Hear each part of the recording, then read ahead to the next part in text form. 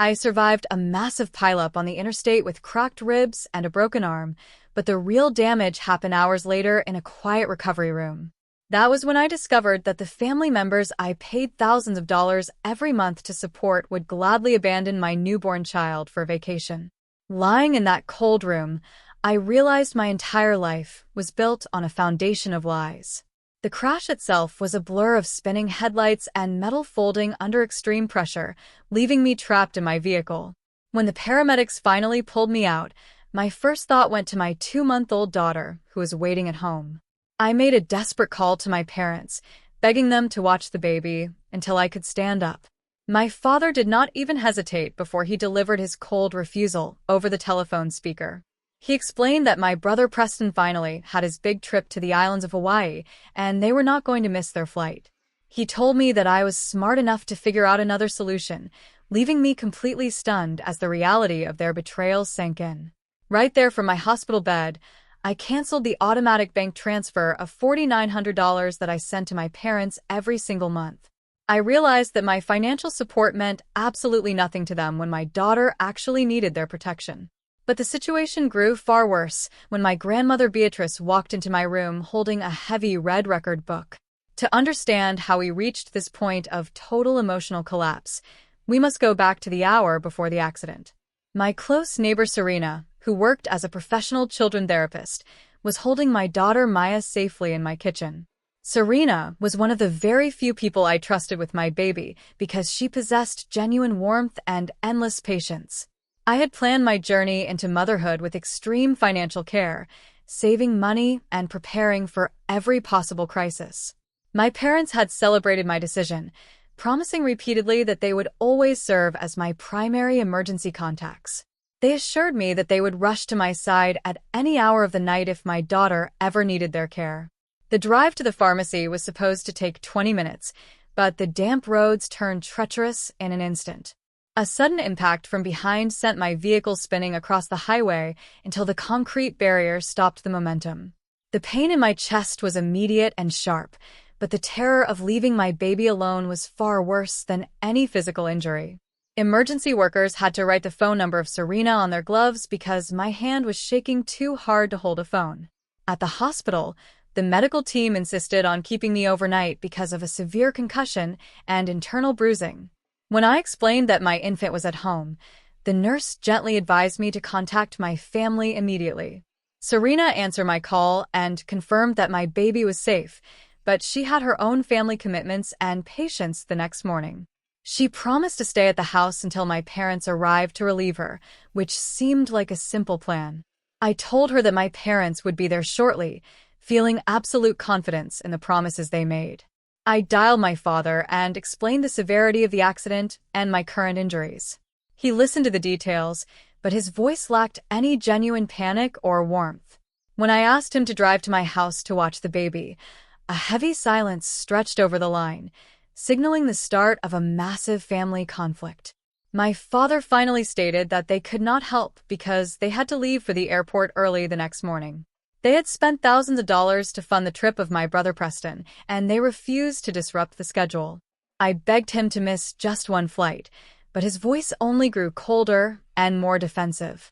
My mother joined the conversation, expressing shallow sympathy but offering zero actual assistance.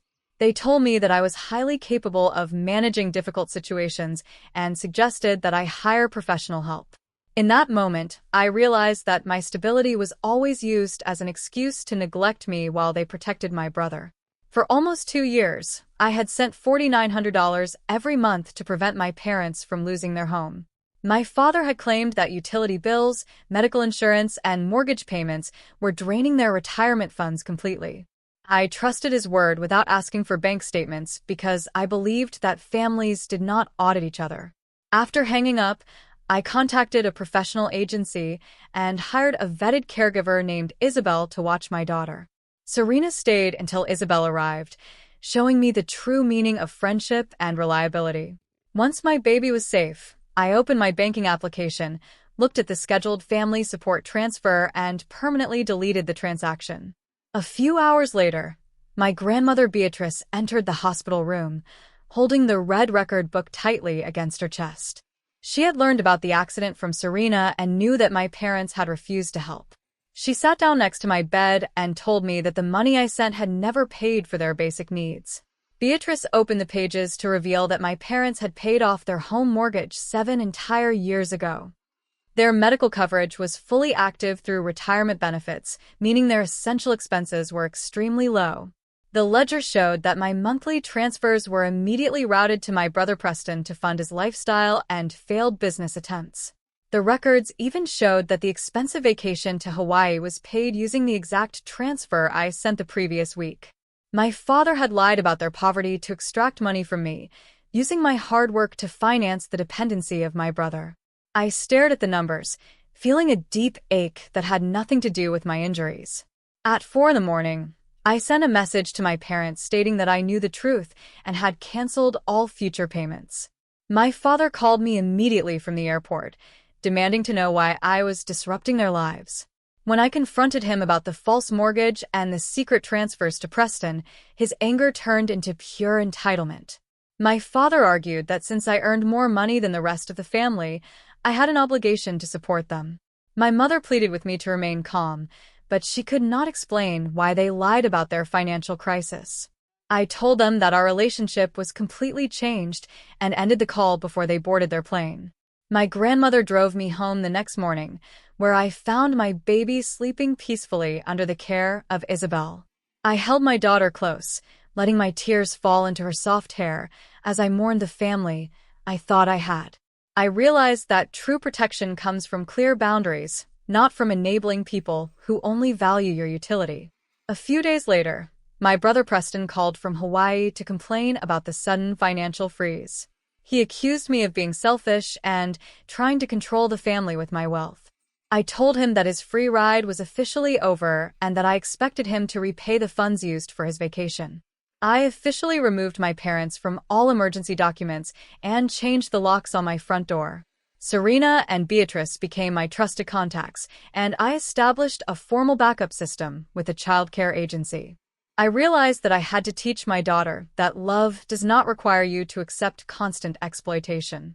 My parents attempted to visit after their vacation, but the deadbolt stopped my father from entering without permission. We sat in my living room, where I presented the financial records and established strict rules for any future contact. My father refused to apologize, while my mother cried and admitted she had remained silent to avoid conflict. In the months that followed, my brother actually began to repay his debts, while my mother slowly respected my boundaries. I took the $4,900 that once went to my parents and invested it directly into the future of my daughter. Looking at my sleeping baby, I knew that ending the lies was the greatest gift I could ever give her.